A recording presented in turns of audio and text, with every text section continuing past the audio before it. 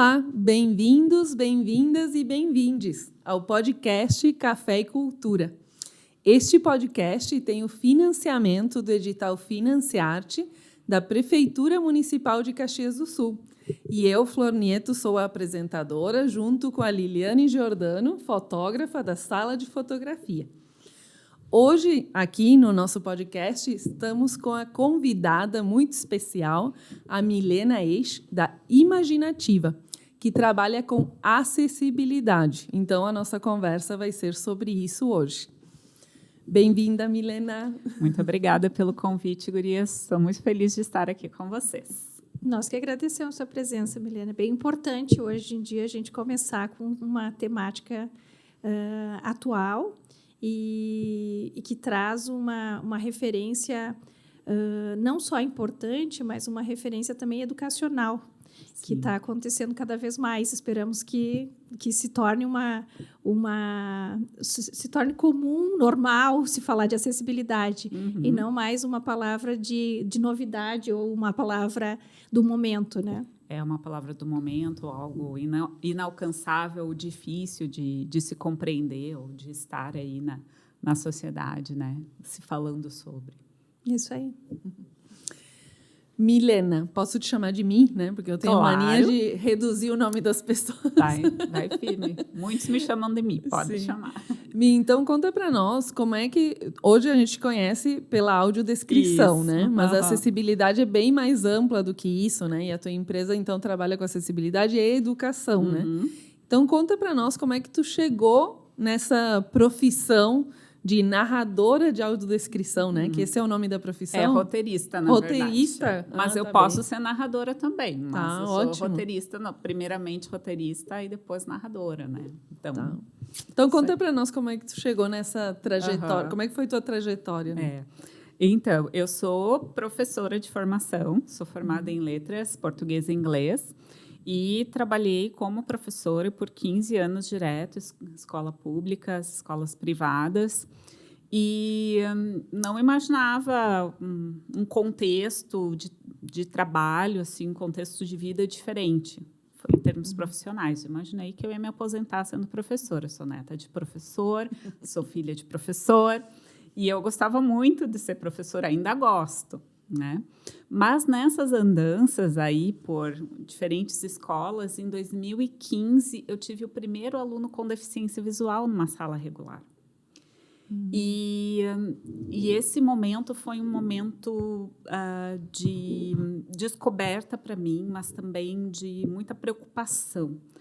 A preocupação em como poder atender bem aquele aluno, né? Incluí-lo no sentido pleno, né? Para que ele aprendesse inglês, para que ele pudesse participar das aulas, compreender as imagens, que eu usava muito imagem nas aulas.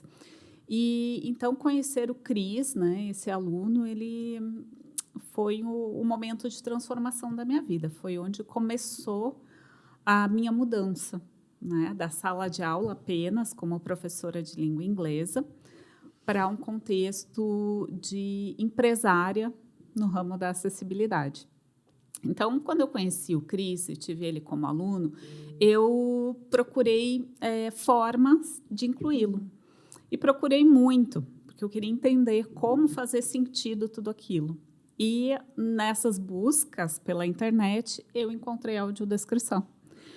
E naquele momento, como se todas as luzes assim, né, se acendessem e a cortina se abrisse, eu me dei conta de que meu Deus, faz muito sentido isso. Vai ser assim que esse aluno vai aprender. E aí, então, eu comecei a estudar por conta própria. Na época, 10 anos atrás, apesar de já haver uma caminhada da audiodescrição no Brasil, não existiam cursos regulares de formação. Mas eu fui lendo, já tinha alguns artigos, existem grupos de pesquisa já em andamento há muitos anos no Ceará, na Bahia. E aí consegui encontrar um primeiro curso de formação. Aí fiz um primeiro curso de formação de extensão com a Universidade do Estado de São Paulo. E, depois disso, com a entrada da Lei Brasileira da Inclusão, né, que já está fazendo 10 anos, ela passa a vigorar a partir de 2016, mas em 2015 que ela começa a ser falada em vários ambientes, né? A Lei Brasileira da Inclusão tem um artigo que trata da acessibilidade comunicacional. E o que a acessibilidade comunicacional contempla, né? Libras, audiodescrição, legendas. E entre os artigos, nós temos a questão de que é preciso haver cursos de formação de profissionais para poder atuar nessas áreas, né? Libras já tem uma caminhada no país, né? A segunda língua oficial do país e tudo mais. Um pouco mais de 10 anos. É um pouco mais de 10 anos, né? Legislação lá desde 2000 e em vigor já. E então surgiu a primeira especialização, que foi lá em Juiz de Fora, e depois a segunda especialização por conta dessas questões, que foi na Universidade Estadual do Ceará. E aí eu fiz a especialização em audiodescrição, 2017 e 2018. E aí, desde 2015, eu comecei a entender, comecei aos poucos trabalhar e buscar trabalho, né? Mas aqui na nossa região é totalmente inexistente. Ninguém sabia do que se tratava essa coisa toda de audiodescrição. O que é isso? Para que serve? Procurei produtores, procurei produtoras de vídeo, tentava explicar e as pessoas ficavam bem desconfiadas, né? Mas não Isso faz que sentido. ano, Milena? Isso foi em 2017. 2017. E aí, entrei para a especialização e tudo mais, e foi aí que eu conheci uma primeira produtora que achou interessante, que disse, vou colocar no meu projeto. E aí, lá em 2017, então, eu fiz a audiodescrição para um curta do Financiarte, aqui em Caxias, e comecei um projeto em 2018 de uma série de livros infantis com audiodescrição. E, nesse processo todo, gurias, sempre na sala de aula, ia trabalhando com audiodescrição, sabe? E aquela coisa assim, será que vai dar? Né? Eu tenho que pegar mais turmas, mais aulas, porque eu preciso pagar os boletos e tal. Mas eu tinha uma crença muito grande, sabe? Na diferença que a audiodescrição faz, porque das primeiras vezes que eu vi pessoas com deficiência visual assistindo a um espetáculo, um show, e vendo a mudança no semblante dessas pessoas, a felicidade por poder estar compreendendo o que está acontecendo ali, fez tanto sentido para mim, me deixou tão feliz, que eu disse, eu vou insistir, e isso vai ser um negócio, vai dar certo. Continuei batendo nas portas e tudo mais, e aí as coisas foram engrenando, e em 2019, então, eu decidi definitivamente deixar a sala de aula regular e abrir a minha empresa. Então, Imaginativa, enquanto empresa, ela abre em dezembro de 2019. Olha só, finalzinho do ano. Finalzinho do ano. Batendo as portas de uma pandemia. Em pré-pandemia ainda. Em pré-pandemia. Nós também fizemos isso, né, Lilian? Olha. Nós também abrimos um negócio novo na véspera da pandemia. Pandemia, mas deu tudo certo. E aí, falando nisso, né, na pandemia, também trouxe, né, essa questão muito do audiovisual, da necessidade também de incluir mais, né, as pessoas também na questão dos projetos culturais, né, Milena? E aí nós tivemos, então, a lei, né, Paulo Gustavo, que foi, acredito que, a principal lei que impulsionou, né, essa questão da acessibilidade, principalmente nos projetos culturais. Isso aí. Conta para nós um pouquinho como é que foi esse início, né, de ter mais demandas e, enfim, antes talvez poderia explicar um pouquinho também para nosso público o que é de fato a audiodescrição, né? Sim. A audiodescrição, ela é a tradução de imagens em palavras. Então, se nós imaginarmos que a gente vive aqui nesse mundo que é visuocêntrico, né? A gente é bombardeado por informações visuais o tempo todo. Então, a gente passa assistindo vídeos, os posts, filme, TV, exposições, obras de arte, fotografias. E aí, as pessoas com deficiência visual, como elas acessam esse conteúdo, como elas se relacionam com esse novo mundo, né, que é o mundo imagético. elas conseguem fazer isso, acessar esse mundo através da tradução das imagens em palavras.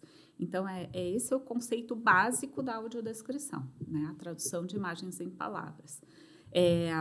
Eu faço essa descrição, mas é importante ressaltar que essa descrição ela tem parâmetros a serem seguidos, ela tem diretrizes, são diretrizes que já foram discutidas e desenvolvidas, né? A audiodescrição começa na década de 70 nos Estados Unidos, chega ao Brasil no início dos anos 2000.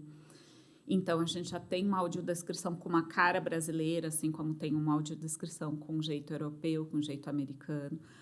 E aí a audiodescrição, então, ela, por uma fotografia, por exemplo, ela vai descrever os elementos ali, do geral para o específico, vai utilizar um tempo verbal no presente. Então, tem uma série de questões que a gente deve contemplar. E ela, de modo geral, não é interpretativa. A gente constrói imaginativamente as unidades descritivas para que a pessoa possa construir a sua interpretação, né? Para que ela possa sentir coisas. Então, o ideal é que você não diga como a pessoa com deficiência visual deve se sentir olhando para uma das lindas fotos da Lili, né? Então, não envolve emoções, né? Não coloca adjetivos, desse tipo de coisa. Coloca exato. Uma descrição mais a gente tem adjetivos, né? A gente usa cor, por exemplo, mas a gente não vai dizer aquela linda fotografia. A gente vai trazer elementos que possibilitem que a pessoa chegue à conclusão, né? Que aquela fotografia transmite uma emoção, que é realmente bela aquela paisagem, né, fotografada. Então, é por aí. Essa é uma possibilidade. Outra possibilidade muito grande é a do audiovisual. E é aí que acontece o boom da audiodescrição no Brasil, através da Lei Paulo Gustavo, né, que teve um aporte grande para a produção audiovisual e que, na própria legislação, nos diz que 10% deveria ser destinado à acessibilidade, né? Então, 10% dos valores dos editais já pensados para produzir janela de libras, legendas descritivas e audiodescrição. E aí acontece esse boom, então. E no audiovisual, o que a gente tem de diferente, né? As descrições, elas têm pouco espaço para acontecer. Então, a gente trabalha com 2, 3, 4 segundos para colocar um elemento descritivo, seja uma aparência do personagem, um elemento de cenário, uma vestimenta, uma ação desenvolvida, né, por aquele personagem, localização dele no espaço, né, no cenário. E a gente vai inserindo essas unidades descritivas nos silêncios entre as falas e gera um novo roteiro. E esse novo roteiro daí é narrado, vira uma faixa de audiodescrição que é mixada no vídeo original. E aí a gente assiste a um um filme que tem toda a fala dos personagens e que também a gente ouve a voz do narrador trazendo essas informações. E aí é muito legal também porque o pessoal assiste a uma comédia. Agora eu estou fazendo uma comédia que é a do Procultura, da LIC Estadual, e é uma comédia gringa, né? Não é daqui da cidade, mas é de um lugar também que tem colonização italiana. Gente, é muito, muito divertido. E tem questões ali que acontecem que, se não tivesse a descrição, a pessoa ia ficar ouvindo os outros rindo na sessão. Não ia entender. E não ia entender, estão rindo de quê? Ele ia cutucar e ia dizer, estão rindo de quê, né? Cutucar o acompanhante, ali, a pessoa que foi junto assistir. Então, é muito divertido poder fazer esse trabalho também, né? Ele tem trabalhos densos, mas tem trabalhos leves. Esse, por exemplo, que eu estou fazendo agora, eu estou adorando. E é interessante destacar também, gurias, que muitos entendem que a audiodescrição, ela ou a acessibilidade, de modo geral, ela pode ser custosa, né, para a produção. Eu entendo o ponto de vista de um produtor, de alguém que tem que captar, ou de se fazer um filme, porque é caro, tem muitas pessoas envolvidas, muitas questões técnicas, né? Mas é uma parcela grande que fica fora. Tá? E eu não digo só as pessoas com deficiência, porque um produto cultural que tem acessibilidade, ele é um produto que vai chamar a atenção das pessoas com deficiência, dos amigos dessas pessoas com deficiência, dos familiares, sabe? E gera uma onda de possibilidades de pessoas para consumir aquele produto, aquele projeto que foi pensado com tanto carinho, que foi desenvolvido com cuidado. Então, é para todos, a acessibilidade é para todos. Sim, quando a gente pensa, né, na acessibilidade, né, por exemplo, nós vamos produzir um evento, vamos fazer um filme, o que for, né, em termos de produtos culturais, quando a gente para pensar nessas coisas, a gente amplia, né, as possibilidades, não só do público que necessita, né, da acessibilidade para poder apreciar aquela obra, aquele produto, mas também de todo o restante do público, né? Porque é muito melhor, né, você chegar num ambiente que tem, né, digamos assim, uma identificação, ou essa conexão com os áudios, né? Por exemplo, na exposição que nós fizemos lá no Instituto Bruno Segalla. Não, é muito bacana também ouvir aquela audiodescrição. Nos remete a outras possibilidades de enxergar aquela obra que está na exposição. Então, não só para as pessoas com deficiência, né, mas para o público em geral também é importante. E a gente tem um cuidado maior quando pensa nos eventos e nos projetos com acessibilidade. É uma questão de organização, assim, que a gente tem um pouco mais de cuidado em algumas questões que são benéficas para todo o público, né? E justamente essa parte da inclusão também é muito importante para que as outras pessoas também não queiram, digamos assim, deixar de lado. Agora é como discriminação, né? Daí seria uma discriminação. Agora nós vamos fazer para o pessoal que tem necessidade de acessibilidade. E não é isso, né? A acessibilidade está junto com a inclusão, né? E isso que aconteceu contigo, né? Com esse aluno, que outras pessoas também possam perceber essa necessidade, né? Que existem pessoas com deficiência e que a gente tem que fazer as coisas pensando em todos, não só em uma parte da população, em uma parte do nosso público, né? Bem importante isso.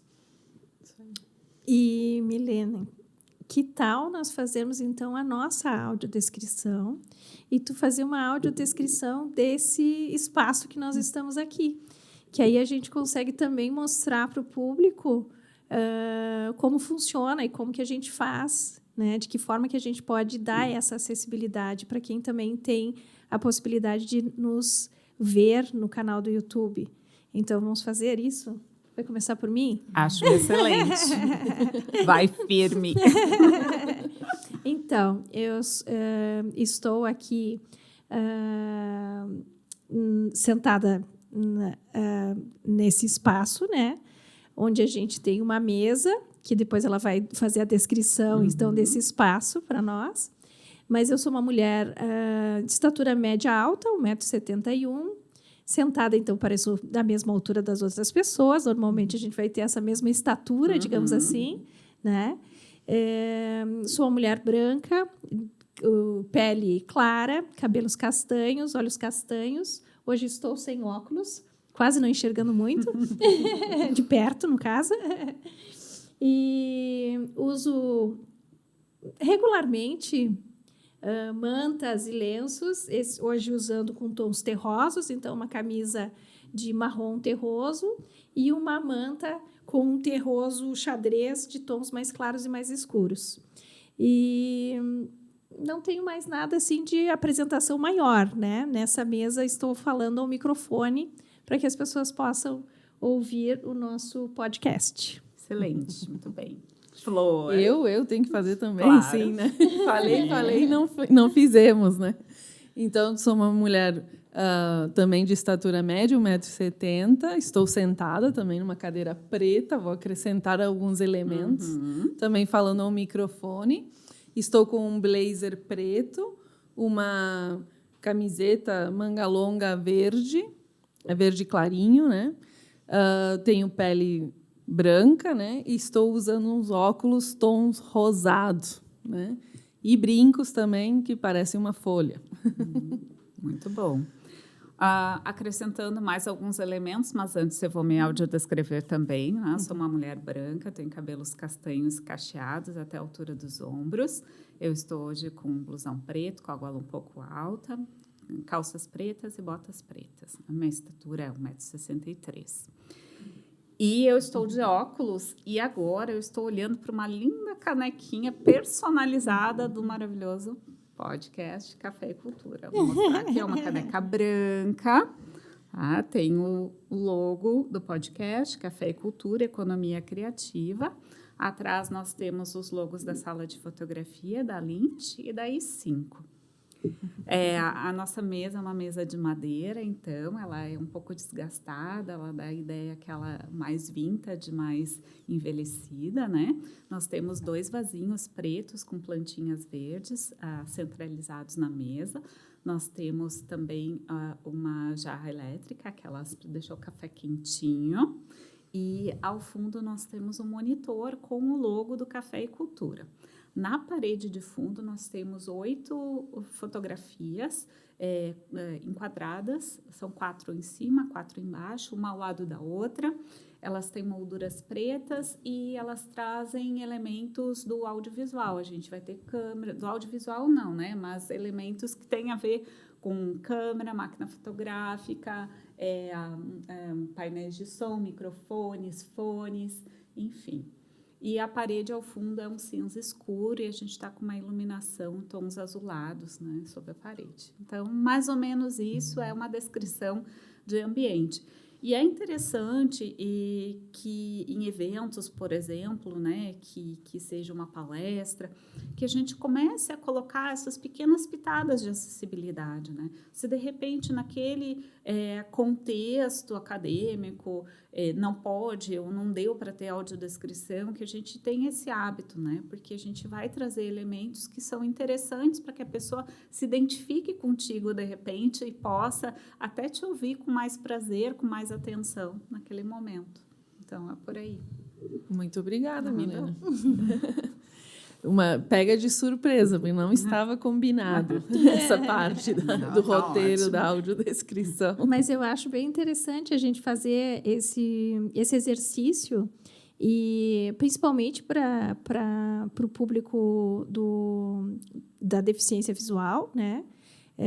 Porque a gente, como público com a deficiência auditiva, a gente acaba tendo algumas facilidades, porque existe a leitura, eles conseguem perceber esse universo visual de uma forma até mais ampliada, inclusive, porque eles têm esse espaço visual, esse campo visual mais aberto. Sim. E a gente, às vezes, passa despercebido que o entendimento e a comunicação, ela não passa só pelo visual e nem só pelo auditivo. Não. Ela passa por todos esses caminhos. E esse caminho é justamente o que a Flor diz, a gente não fazer só para um tipo de público, para uma pessoa que tem algum tipo de necessidade com relação a isso, mas para as nossas necessidades de expandir as nossas percepções a partir dessa possibilidade. É isso que a gente faz em outras línguas, normalmente, né? A gente vai para um museu, no exterior, a gente acaba fazendo a audiodescrição na nossa língua ou até mesmo em outra língua para poder ter um entendimento melhor. Então, é extremamente importante que a gente consiga ampliar e pensar justamente que acessibilidade não é inclusão. A inclusão justamente passa pela acessibilidade, mas uma coisa não é separada da outra. Isso. Eu gosto até de trazer um exemplo, né, para o pessoal entender a diferença de se integrar alguém, de oferecer acessibilidade, de incluir aquela pessoa efetivamente. A gente pensa, por exemplo, num teatro. Tá? Esse teatro é um teatro que já é um prédio mais antigo e conseguiu uma forma de colocar uma rampa. Mas ele conseguiu colocar essa rampa não na entrada do teatro. Então, a pessoa usuária de cadeira de rodas chega com os amigos para assistir a uma peça. Os amigos entram pela entrada principal e essa pessoa tem que fazer uma volta grande para poder entrar por outro caminho. ela está sendo integrada, ela vai conseguir acessar o teatro para assistir a peça, mas a inclusão ela falha no momento em que ela não consegue entrar nesse teatro junto com os amigos. E muitas vezes não sentar junto com eles nem também. sentar junto com eles também, porque por conta da configuração, a gente não consegue botar uma cadeira em qualquer lugar, né? Existem lugares determinados, então não existe uma liberdade total, sabe? E isso tem muito a ver com o desenho universal, né? O desenho universal ele foi pensado para a arquitetura, para a engenharia. Então, pensar em espaços que são espaços que recebem a todos, sem precisar adaptar 1000 coisas, mas já se pensar no começo do projeto em como que esse espaço pode acolher a todas as pessoas, né? Milena, conta para nós quais são os desafios, então, de ter uma empresa, né, de economia criativa, né, nessa área de acessibilidade e educação. E também um pouquinho quais são as possibilidades, né, também de atuação da tua empresa. Um dos principais desafios que eu vejo ainda, né, porque a minha empresa ela começou como MEI, hoje ela é uma microempresa e ela foi crescendo, mas ela é uma empresa ainda muito micro, porque ela é uma empresa de uma pessoa só, praticamente, né? Eu trabalho com parceiros e tal. Mas o maior desafio é exatamente compreender para uma pessoa como eu, que trabalhou no CLT 20 anos da vida, né? Compreender todos os processos que envolvem a administração de uma empresa, né? Ter que entender do financeiro, ter que entender do RH, ter que entender dos impostos, de como é que funciona, ter de vender, ter de produzir, ou seja, são muitas funções que eu tive que aprender. Então, esse, para mim, foi um dos maiores desafios. Já são 5 anos de empresa, né, que fechou no final do ano passado, e nesses 5 anos eu entendo que eu evolui muito, e eu busquei também muitas formações para poder entender como navegar, né, nesse universo empresarial. Desde fazer orçamentação, desde saber como controlar uma planilha com os lançamentos dos projetos, entregas para cumprir prazos e tudo mais, né? Então, eu acho que, em termos de trabalhar com acessibilidade, ainda existe um desafio de entendimento dos contratantes quanto à importância, né? Hoje eu tenho muitas pessoas que me procuram, não só para oferecer audiodescrição, mas também para fazer toda a parte de consultoria dos projetos, consultoria dos espaços, a pensar os projetos acessíveis, né? Então, essa é uma outra vertente. Além disso, eu trabalho muito com formação. Então, uma outra possibilidade, né, para não ficar fixo só na prestação de serviço de audiodescrição, mas também eu vejo como uma possibilidade de levar esse conhecimento às pessoas, né, tornando a questão da acessibilidade, o tema da acessibilidade, um tema mais corriqueiro, mais simples de se compreender. Então, tenho trabalhado muito com formações em acessibilidade atitudinal, que eu entendo ser uma das principais acessibilidades, porque no momento em que você muda a sua atitude, começa a compreender que a deficiência é apenas uma característica, assim como tantas outras que a gente tem, características físicas, não é uma limitação apenas, a gente já vai mudar muito da forma como a gente vê a importância de ter um filme com acessibilidade, a importância de uma peça de teatro, de uma exposição fotográfica com acessibilidade. Então, é por aí. Eu gosto muito desse tema da acessibilidade atitudinal. E essas são possibilidades de ampliação, né? De não ficar apenas restrito, mas de trabalhar dentro da economia criativa. A acessibilidade atitudinal, a acessibilidade, de modo geral, ela conversa muito com a economia criativa, né? Trabalha muito fortemente com os projetos culturais. Então, são diversas áreas em que a gente pode atuar. E eu vejo dessa forma, então, né? Levar essa palavra da acessibilidade para o maior número de pessoas possível, ajuda na conscientização, ajuda na melhoria do negócio, né? Porque esse negócio da acessibilidade, ele precisa da empatia das pessoas. precisa da compreensão do valor que tem, né? Então, eu prefiro muito, em muitos momentos, plantar essas sementes, porque eu sei que as sementes todas que eu tenho plantado ao longo desses 10 anos, elas geraram esses frutos que me permitem viver da acessibilidade comunicacional hoje em dia, né? E gerir uma empresa em crescimento, né? Focando na qualidade da entrega, no cumprimento de prazos, né? Na escuta dos meus contratantes, das necessidades deles. Então, é mais ou menos por aí. Sim, uma dica, né, que eu dou, se eu posso dar, é que a gente te chame antes, né, na elaboração dos projetos. Isso é muito importante também, né? Porque muitas vezes a gente pensa assim, vamos colocar, né, audiodescrição no projeto, mas não pensa nas possibilidades a mais que são benéficas, né, para todo o público, para o projeto, né? E que tu tens esse conhecimento, né, para dizer, né? Estávamos falando antes, né, da gravação de um projeto de visitas mediadas, né? Então, fazer uma busca ativa, né, para trazer o público, para fazer uma visita mediada específica, né, com audiodescrição, mas que aí precisa também, antes, né, essa prévia, né, esse estudo prévio para a gente poder efetivamente fazer o trabalho com a qualidade que é importante, né, e necessária para ser feita, né? Isso aí, essa questão é bastante importante e pertinente, né? Sempre que possível, se a gente consegue ir antes para ver o espaço, para pensar o espaço, com certeza o momento efetivo da visita ele vai ser muito melhor aproveitado, né? Porque a audiodescrição ela não acontece de se chegar no lugar e fazer.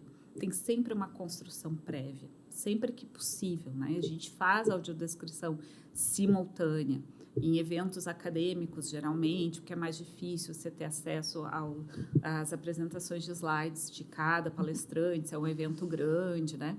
Então, a gente faz esse preparo. No teatro, a gente vai receber roteiro, a gente vai ir a ensaio, a gente vai pegar fotos dos figurinos e assim a gente vai construindo antes, né? Porque a gente se mune de informações para construir uma narrativa que faça sentido para as pessoas com deficiência visual. Eu acho que é bem importante esse trabalho educacional, na verdade, porque a gente percebe cada vez mais que não só na acessibilidade, mas nesses projetos, no evento, onde tudo envolve um público, no geral, um serviço voltado para o público, as pessoas ainda não têm o entendimento nem da comunicação e nem mesmo do funcionamento, de como acontecem os bastidores de um evento. E, para isso, a gente precisa, cada vez mais, confiar e trazer para essas equipes pessoas que tenham formações e tenham conhecimento sobre isso. Porque parece que é muito fácil. O evento acontece do nada, surgiu o evento e... Ele brota. Quem dera que brotasse. Juntou as pessoas. Não, mas eu tenho acessibilidade, porque eu tenho uma rampa. Mas é isso, às vezes o estrutural não tem nenhum entendimento sobre a efetivação desse funcionamento. Então, é necessário, sim, que a gente tenha cada vez mais profissionais que tenham esse entendimento e que a gente possa, então, também constituir equipes um pouco mais multidisciplinares com esses olhares para que a gente consiga construir esse evento que não propriamente é um evento somente, mas tudo que reúne pessoas, né? Uma produção que ela tenha, para ter qualidade, para ter desenvolvimento, para a gente ter realmente a inclusão e a acessibilidade juntas, a gente precisa trabalhar, né, com essas equipes muito bem alinhadas. Exato. Senão a gente não consegue. Isso aí. Educação, educação e educação. Totalmente. E a nossa conversa está excelente e gostaríamos de ficar muito mais, mas já temos que encerrar, né, nosso bate-papo aqui. Milena, uma última palavrinha para o nosso público. Bom, eu agradeço muito novamente o convite. Eu gostaria de convidar a todos que sejam empáticos, que se permitam escutar as pessoas com deficiência. Então, quando vocês encontrarem alguém com deficiência, vá até essa pessoa, porque você vai ter uma possibilidade muito grande de conhecer essa pessoa para além da sua deficiência. E eu garanto para vocês, por experiência de vida, vai fazer diferença. Vocês vão se transformar. E vão fazer amizades, e vão conhecer outras pessoas, vão mudar os modos de ver o mundo. É por aí. Minha última palavra para vocês. Lindas palavras, né? Nem temos mais o que dizer depois disso, né, Milene? Eu acho que realmente a gente precisa cada vez mais ter essa empatia. E a partir dessa empatia, com certeza, multiplicar os nossos sentidos, as nossas percepções do mundo. E nada mais justo do que se relacionar com alguém que tem algum tipo de deficiência, que com certeza outros dos seus sentidos estão muito mais aguçados e muito mais ampliados e que vão fazer a diferença nessa nossa leitura e nessa convivência. Com certeza. Muito bem. Obrigada, então, pela nossa conversa. Encerramos aqui nosso episódio sobre acessibilidade. E lembrando a vocês que este nosso podcast tem o financiamento do edital Financiarte da Prefeitura Municipal de Caxias do Sul. Muito obrigada.